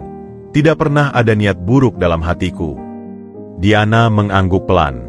Aku ingin percaya itu, Arif. Tapi... Arif membuka amplop dan mengeluarkan beberapa foto serta dokumen. Ini buktinya. Siska, wanita yang mengaku mantan pacarku, sebenarnya adalah mantan pacar teman Rudy. Dia dibayar 5 juta untuk memfitnahku. Diana mengambil foto-foto itu. Tampak Siska sedang bertemu dengan Rudy di sebuah kafe mewah. Lalu beberapa foto transfer uang dari rekening Rudy ke rekening Siska. Bagaimana kamu dapat ini? Tanya Diana terkejut. Aku menyewa detektif dengan seluruh tabunganku. Aku tahu ini tindakan nekat, tapi aku harus membersihkan namaku dan menyelamatkan cinta kita. Diana masih memeriksa dokumen-dokumen lain. Ada bukti percakapan WhatsApp antara Rudy dan Siska yang berisi rencana untuk menjatuhkan Arif. Rudy berjanji akan melunasi hutang-hutang Siska jika dia berhasil memecah belah kita, tambah Arif. Air mata mulai menggenang di mata Diana. Arif, aku sangat malu. Aku seharusnya lebih percaya padamu. Aku biarkan keraguanku dan omongan orang lain mengaburkan penilaianku. Arif memegang tangan Diana. Aku mengerti keraguanmu. Latar belakang kita memang berbeda, dan mudah bagi orang untuk mencurigai niatku. Tapi Diana, cintaku padamu tulus. Sejak hari kamu menolongku di taman ini, hatiku tahu bahwa kamulah yang ditakdirkan untukku. Diana menangis, meletakkan kepalanya di bahu Arif. Maafkan aku, Arif. Aku seharusnya lebih kuat. Aku biarkan orang tuaku dan desas-desus mempengaruhiku. Mari kita hadapi semua ini bersama, bisik Arif sambil membelai rambut Diana. Kebenaran akan selalu terungkap pada akhirnya. Mereka kemudian pergi ke kantor polisi tempat Diana bekerja. Dengan bukti-bukti yang ada, Diana melaporkan Rudy dan Siska untuk pemerasan dan pencemaran nama baik. Atasan Diana, AKP Budi, menggeleng-geleng kepala melihat bukti yang ada. Ini serius, Diana. Rudy menggunakan wanita untuk menghancurkan reputasi seseorang. Kami akan proses ini. Sore itu, Rudy dan Siska dipanggil ke kantor polisi. Wajah Rudy pucat ketika melihat bukti-bukti yang telah dikumpulkan Arif. Ini semua kesalahpahaman, beralas Rudy. Kesalahpahaman? Sahut Diana dengan suara tegas. Kamu merencanakan semua ini dengan detail, Rudy. Transfer uang, pertemuan rahasia, bahkan menyuruh Siksi tinggal di apartemen mewah untuk mendukung ceritanya. Siska yang ketakutan akhirnya mengaku. Saya minta maaf. Rudy yang menyuruh saya melakukan ini. Dia bilang Arif hanya orang desa yang tidak pantas untuk Diana. Kasus ini akhirnya diselesaikan secara kekeluargaan. Rudy terpaksa meminta maaf secara tertulis dan berjanji tidak akan mengganggu Arif dan Diana lagi. Keluarganya juga akan memberi kompensasi pada Arif. Ketika semua sudah selesai, Diana memandang Arif dengan penuh kekaguman. Kamu membuktikan bahwa orang jujur dan berintegritas tidak akan pernah kalah. Yang penting kita bisa melalui ini bersama, jawab Arif sambil tersenyum. Malam itu, mereka mengunjungi orang tua Diana. Dengan membawa bukti-bukti kasus tersebut, mereka menjelaskan segala sesuatunya. Ibu Diana terlihat malu. Kami salah menilai kamu, Arif. Kamu justru membuktikan bahwa integritas dan ketulusan lebih penting dari latar belakang. Ayah Diana mengangguk. Kamu berani membela kebenaran dengan caramu sendiri. Itu yang penting. Kami berdua memberi restu untuk hubungan kalian. Di perjalanan pulang, Arif memandangi Diana yang sedang menyetir. Kebenaran memang memerdekakan, Diana. Sekarang aku merasa bebas dari semua tuduhan dan prasangka. Diana tersenyum. Dan pelajaran berharga untukku, untuk tidak mudah terpengaruh omongan orang dan selalu percaya pada hatiku. Mereka berjanji untuk lebih memperkuat komunikasi dan kepercayaan dalam hubungan mereka. Badai telah berlalu, dan hubungan mereka justru semakin kuat karenanya. Kini, tidak ada lagi yang bisa menghalangi cinta mereka. Keesokan harinya, Arif tiba di tempat kerja dengan perasaan lega namun was-was. Meski kebenaran telah terungkap, ia tak tahu bagaimana reaksi Bapak Anton dan rekan-rekan kerjanya. Saat ia melangkah masuk ke gudang, suasana hening menyambutnya. Arif, bisa ke ruang saya sebentar? Panggil Bapak Anton dari balik pintu kantornya. Dengan jantung berdebar, Arif mengikuti atasannya itu. Namun yang mengejutkan, di dalam ruangan sudah menunggu seluruh staf gudang, termasuk office boy dan security. Kami semua sudah tahu apa yang terjadi, mulailah Bapak Anton dengan suara tegas. Dan kami ingin kamu tahu bahwa kami berdiri di belakangmu. Seorang rekan kerja senior, Pak Joko, maju ke depan. Arif, selama ini kami mungkin kurang terbuka padamu. Tapi kami melihat sendiri kerja keras dan integritasmu. Kamu tidak pernah bolong sehari pun, selalu tepat waktu, dan jujur dalam setiap laporan. Seorang office boy muda bernama Andi menambahkan, Mas Arif, kamu satu-satunya yang tidak pernah merendahkan kami. Kamu bahkan sering membantu membersihkan gudang di luar jam kerja. Arif terharu, matanya berkaca-kaca. Saya tidak tahu harus berkata apa. Terima kasih atas kepercayaan kalian semua. Bapak Anton meletakkan tangan di bahu Arif. Mulai hari ini, saya promosikan kamu menjadi manajer gudang. Gajinya tentu lebih baik, dan kamu akan punya tanggung jawab lebih besar. Saya tidak pantas, Pak. Saya masih harus belajar banyak, bantah Arif rendah hati. Justru karena kamu selalu ingin belajar itulah saya percaya kamu pantas, sahut Bapak Anton. Dan ada satu hal lagi. Tiba-tiba, Diana muncul di pintu ruangan dengan membawa sebuah kue. Selamat atas promosinya, sayang. Arif terkejut. Diana, Kamu di sini. Bapak Anton tersenyum. Saya yang mengundangnya. Sebagai calon istri manajer gudang baru saya, tentu dia harus merayakan momen bahagia ini. Perayaan sederhana pun berlangsung di ruang istirahat. Semua staf bergantian menyalami Arif dan memberi selamat. Suasana hangat dan penuh kekeluargaan ini membuat Arif sadar bahwa ia telah menemukan tidak hanya pekerjaan, tetapi juga keluarga kedua di kota ini. Sore itu, setelah semua pulang, Bapak Anton memanggil Arif dan Diana ke ruangannya. Ada yang ingin saya bicarakan dengan kalian berdua. Mereka duduk dengan perasaan sedikit cemas.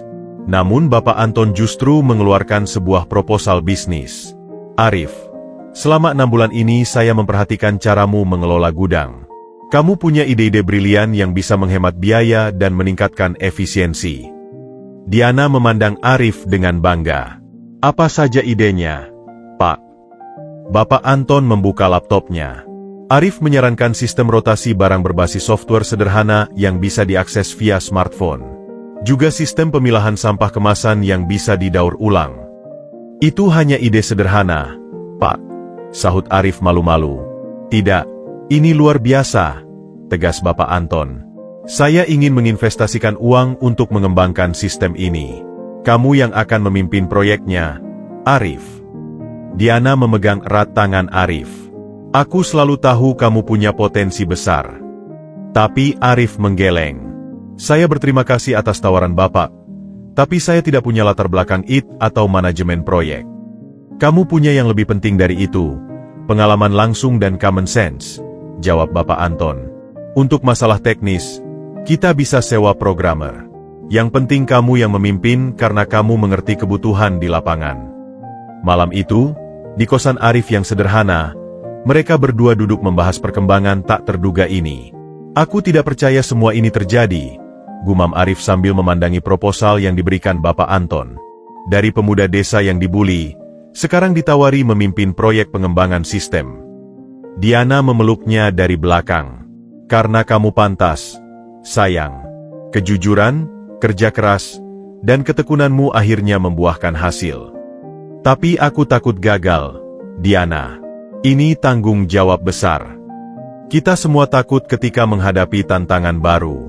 Tapi ingat perjalananmu sejauh ini, kamu sudah melalui hal yang lebih sulit. Beberapa hari kemudian, Bapak Anton memperkenalkan Arif pada tim kecil yang akan membantu mengembangkan sistem, seorang programmer muda dan seorang desainer. Awalnya, mereka meragukan kemampuan Arif yang hanya lulusan SMA. Tapi setelah Arif mempresentasikan pemahamannya yang mendalam tentang operasional gudang dan kebutuhan real di lapangan, sikap mereka berubah. Mas Arif, saya kagum, ujar Bayu, programmer itu. Kamu bisa menjelaskan workflow dengan sangat detail, bahkan lebih baik dari manajer sebelumnya yang lulusan S2. Arif tersenyum. Karena saya pernah mengalami langsung kesulitan yang dihadapi staf gudang. Sistem yang kita buat harus memudahkan kerja mereka, bukan mempersulit.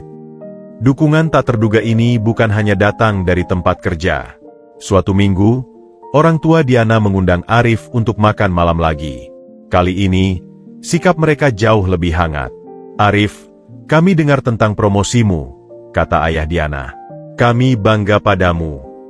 Ibu Diana menambahkan, dan kami ingin meminta maaf untuk prasangka kami sebelumnya.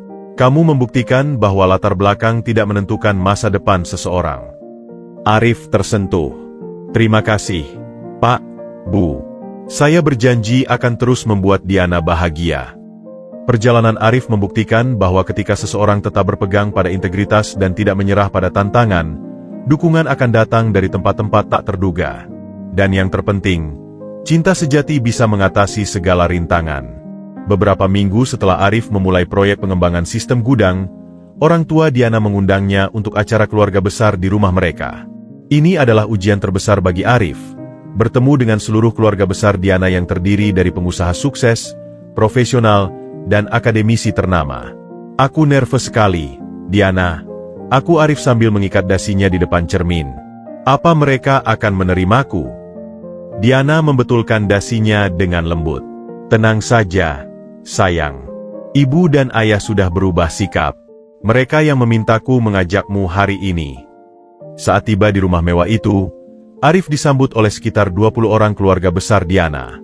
Semua mata tertuju padanya, mengamati setiap gerak-geriknya. Ini Arif, tunangan Diana. Perkenalan ibu Diana dengan bangga, membuat kedua anak muda itu terkejut. Seorang paman dengan kemeja bermerek mahal mendekati Arif. "Jadi kamu anak muda yang membuat keponakan kami begitu bahagia? Diana bilang kamu sedang memimpin proyek pengembangan sistem manajemen gudang." Arif mengangguk sopan. "Iya, Pak. Kami sedang mengembangkan sistem digital untuk optimisasi inventory." Seorang bibi dengan perhiasan berkilauan menyela.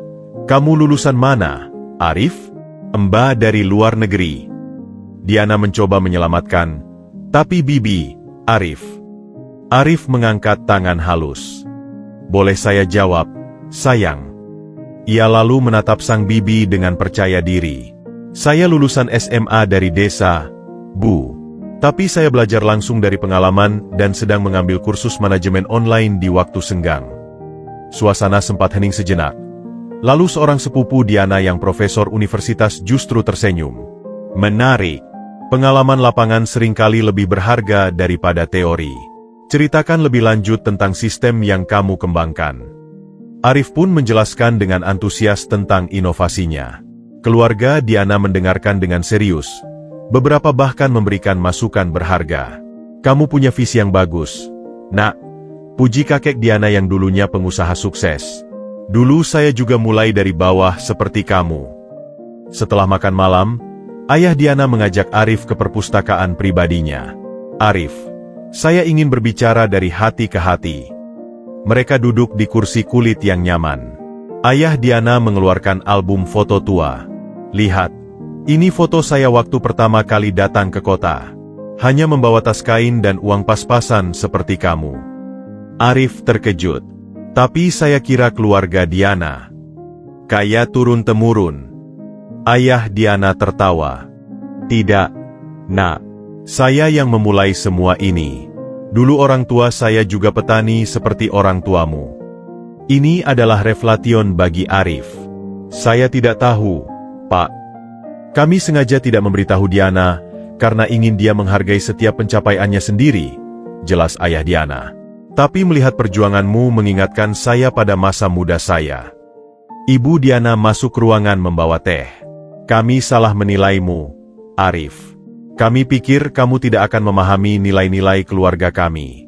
Tapi ternyata kamu justru mengingatkan kami pada nilai-nilai itu, kerja keras, kejujuran, dan kesederhanaan." Malam itu, sebelum pulang, kakek Diana memberikan Arif sebuah buku bisnis langka dari koleksinya. "Untuk tambahan referensimu, Nak, kamu punya potensi besar." Di perjalanan pulang, Diana memandang Arif dengan mata berbinar. "Kamu luar biasa. Keluargaku yang biasanya sulit menerima orang baru, malah semuanya menyukaimu." "Kakekmu bilang sesuatu yang membuatku berpikir," kata Arif. Dia bilang, "Kekayaan sejati bukanlah warisan, tapi karakter yang dibangun melalui perjuangan." Minggu-minggu berikutnya, perubahan sikap keluarga Diana semakin nyata.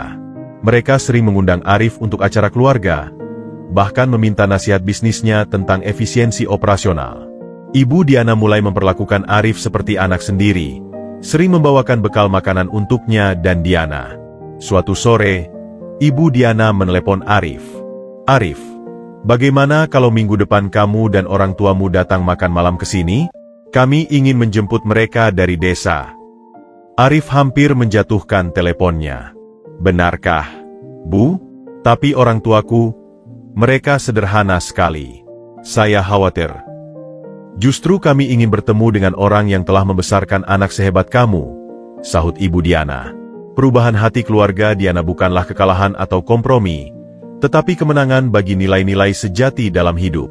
Mereka menyadari bahwa kualitas seseorang tidak diukur dari latar belakangnya, tetapi dari integritas, kerja keras, dan ketulusan hatinya. Dan bagi Arif, penerimaan ini lebih berharga dari segala promosi atau kesuksesan materi. Ia akhirnya menemukan tidak hanya cinta sejati, tetapi juga keluarga yang memahami dan mendukungnya sepenuhnya. Setelah keluarga Diana menerima Arif sepenuhnya, kehidupan mereka seolah memasuki babak baru yang penuh kebahagiaan. Arif semakin percaya diri memimpin proyek pengembangan sistem gudang, sementara Diana mendapat promosi menjadi penyidik. Namun, kedamaian ini tidak berlangsung lama. Suatu Senin pagi, saat Arif sedang memimpin rapat tim pengembangan sistem, sekelompok polisi tiba-tiba masuk ke kantornya. "Arif Wibowo, Anda ditahan atas dugaan penggelapan dana proyek dan pemalsuan dokumen," ucap salah satu polisi sambil menunjukkan surat penangkapan. Wajah Arif pucat. "Apa? Ini pasti kesalahan. Saya tidak melakukan apapun." Bapak Anton yang mendengar keributan segera keluar dari kantornya. "Ada apa ini? Arif adalah karyawan teladan kami.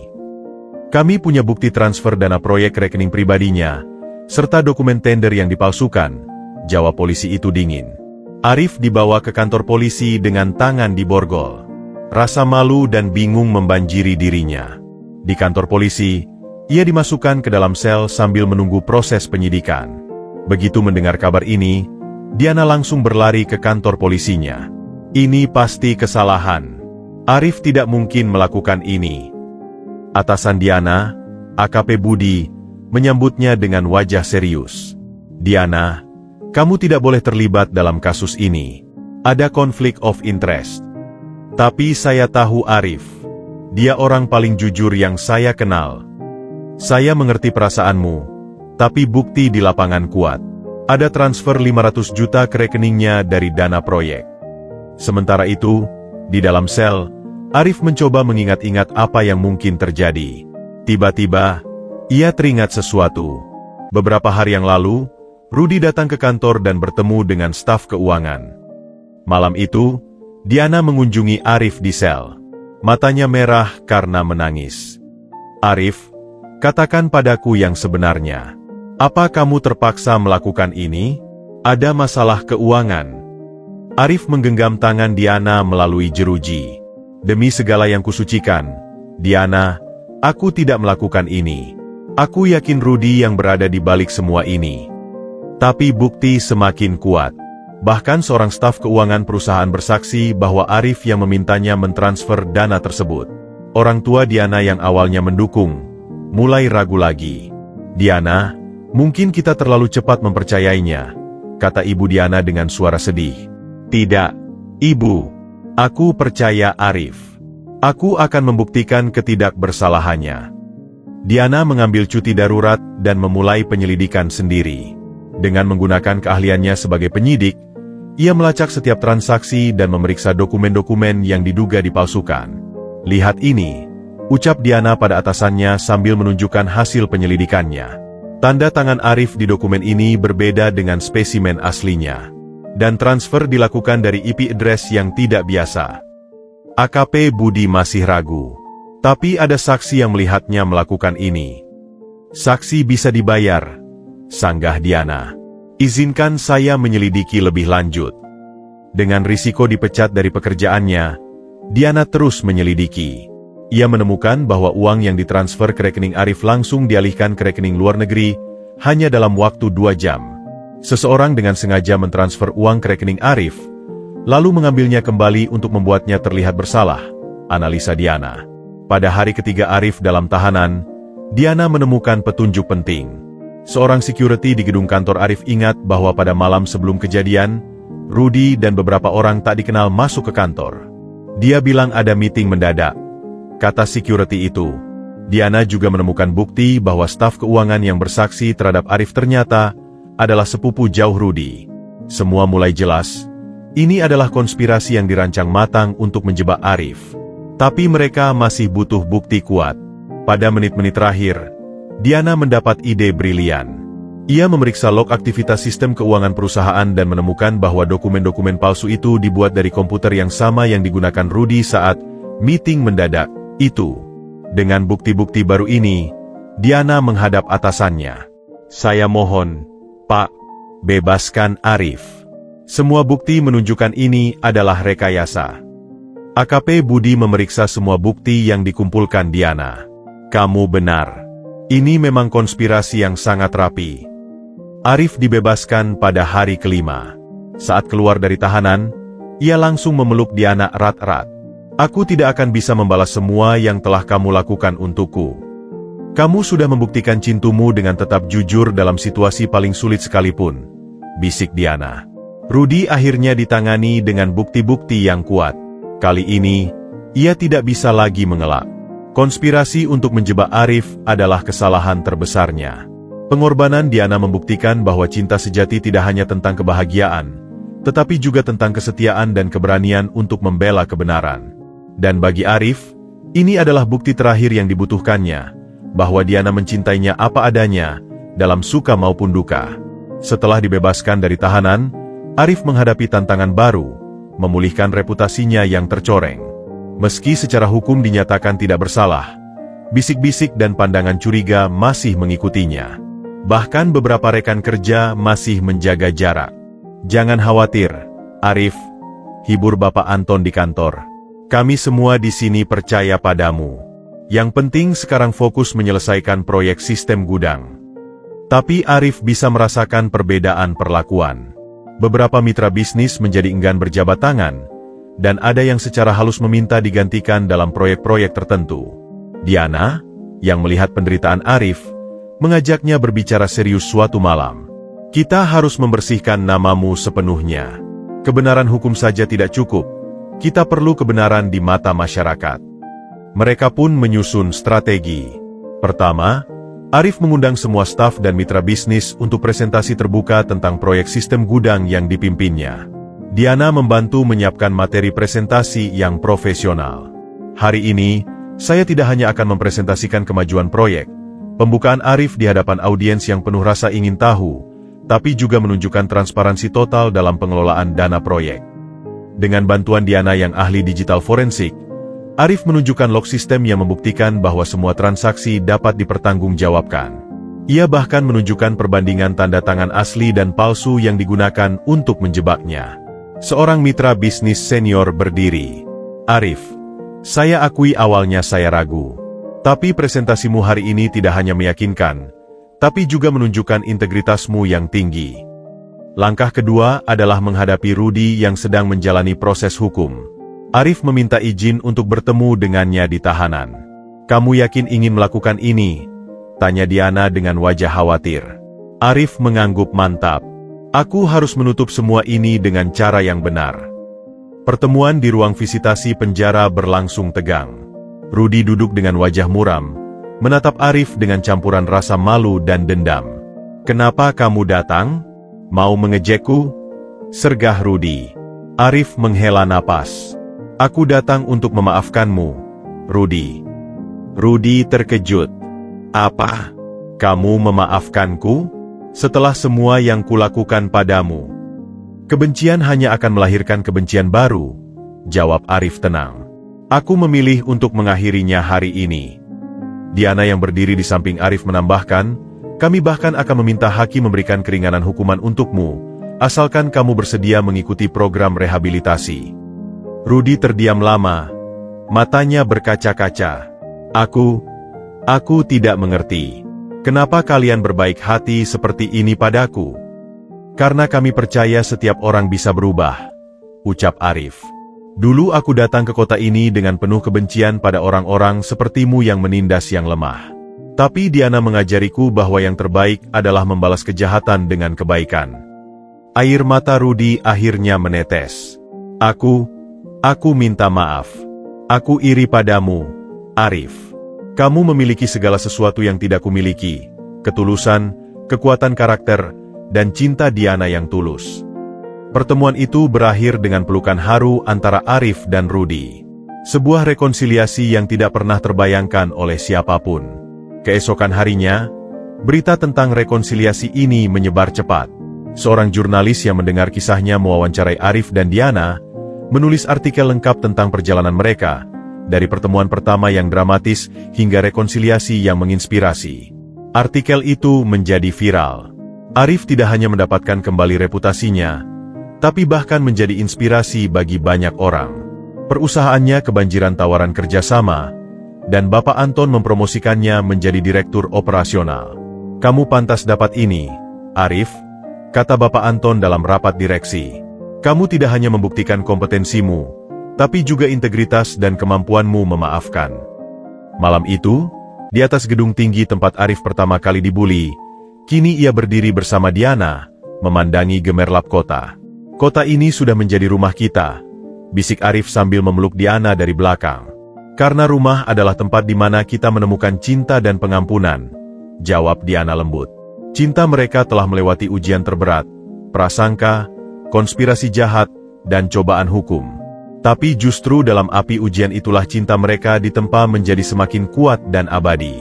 Kemenangan terbesar bukanlah ketika Rudy mengakui kesalahannya, bukan ketika reputasi Arif pulih, bukan pula ketika karirnya melejit. Kemenangan terbesar adalah ketika mereka bisa memaafkan dan mengasihi tanpa syarat, karena itulah esensi cinta sejati. Setahun setelah semua badai berlalu, kehidupan Arif dan Diana telah berubah total. Di sebuah taman kota yang sama tempat mereka pertama kali bertemu, kini berdiri panggung sederhana yang dihiasi bunga-bunga putih dan kain sutra yang melambai lembut diterpa angin. Gugup tidak? Tanya Bapak Anton yang berdiri di samping Arif, membetulkan dasi yang sudah sempurna.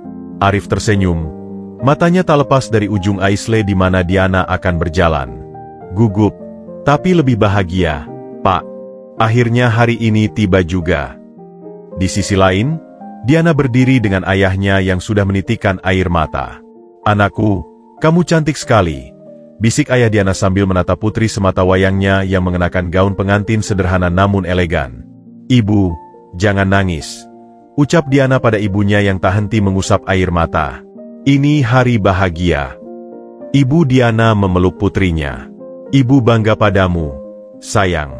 Kamu memilih dengan hati, dan lihatlah hasilnya, kebahagiaan sejati. Upacara pernikahan berlangsung sederhana namun penuh makna.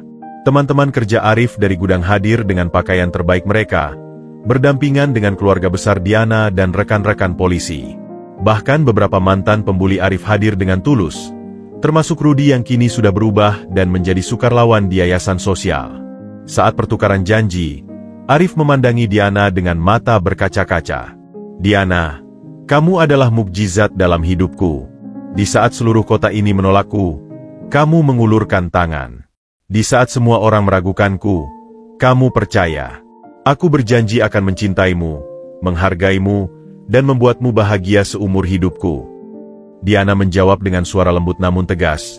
Arif, kamu mengajariku arti ketulusan dan ketegaran. Cintamu telah mengubah hidupku. Aku berjanji akan mendampingimu dalam suka dan duka, menjadi sahabat sekaligus pasangan hidupmu selamanya. Saat mereka saling memakaikan cincin, tepuk tangan gemuruh menggema di taman itu.